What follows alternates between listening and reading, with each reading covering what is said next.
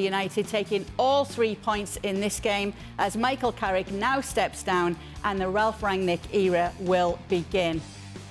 As for your Manchester United in the Premier League standings, that win takes them up to 7th, and as mentioned, it will be a new manager in charge next time. A big win like that may be a good platform for Ralph Rangnick to build on as we now welcome in Frank Leboeuf and Don Hutchison. And I want to start with you, Frank, and I want to start with the controversy in this game that we saw with Arsenal's opening goal. What did you make of it? Well, it's normal for me that the referee gives the goal and allows it because it comes from, Shaka said, from Fred, so nothing to say about that. Now I have a, it depends where you stand. If you're a Manchester United fan, you find that unfair. If you are a Gunner fan, you find that just normal. And in a neutral point of view, I just find it not very fair play. I would say not very classy from maybe Mr. Arteta. I think, I remember Paolo Di Canio, I think he was playing for West Ham, and Shaka maybe can witness that, where a goalkeeper got injured and the forward player crossed the ball to Di Canio, who stopped the action, took the ball with his hand, and in fact said to the ref, we have to stop, the goalkeeper is injured, and he got the fair play of the year. I may be too romantic in a modern football, but I think it would have been a very good idea to say to Arteta, to his player, you know what, it's unfair, De Gea got injured, whatever happened in that action, and we let Manchester United scoring a goal and we start from scratch. It would have been fantastic. It's not.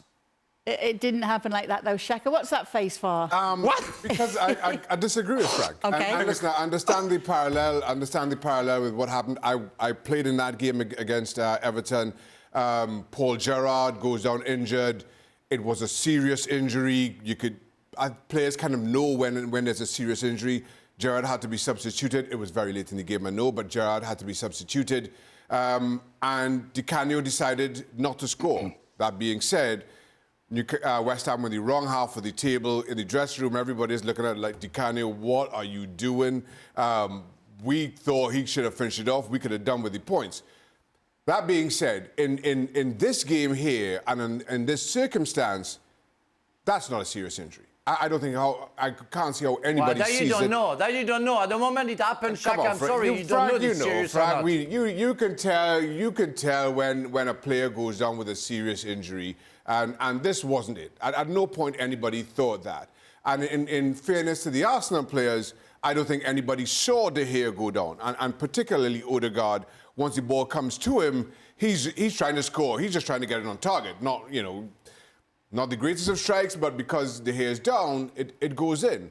So the referee had no choice but to allow the goal because no foul was committed. I don't put any blame on the Arsenal players because they don't see it. For me, again, it's that's not a serious injury. I am yet to see somebody get stepped on the ankle in that manner and it having an impact on them in the way that it did with De Gea here. Let alone anything further. So I have no issue at all with the goal standard. It is not the responsibility of the players to stop the play. That's why they're not on the field to stop the play.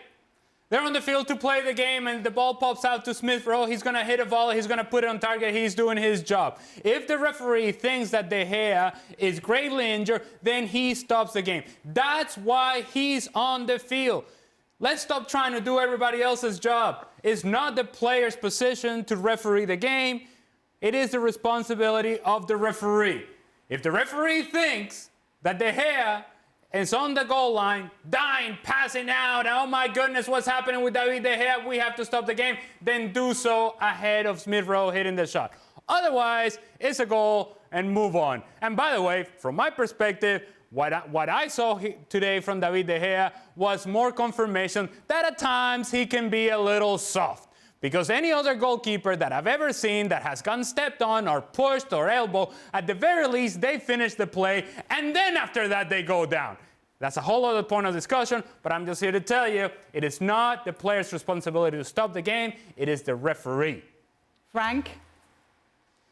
Yeah, I think maybe my English is not good enough, because I guess I was completely misunderstood by Shaka and Ali. I never say that the players had to stop the game. I talked about Arteta maybe seeing the action and maybe saying in a wonderful world of fair play, saying maybe, oh yeah, the goal, because you have nothing to say about the goal. The referee did what they had to do, and I have nothing to say about that. It's a goal. But now, in a way you want to do... Another second, Shaka. I just want to finish. The players don't have to stop because they don't see anything. But nobody saw if it was a serious injury or not, because nobody see that. And this was the same for Gerrard when Di Canio stopped the goal, because so it was serious or not.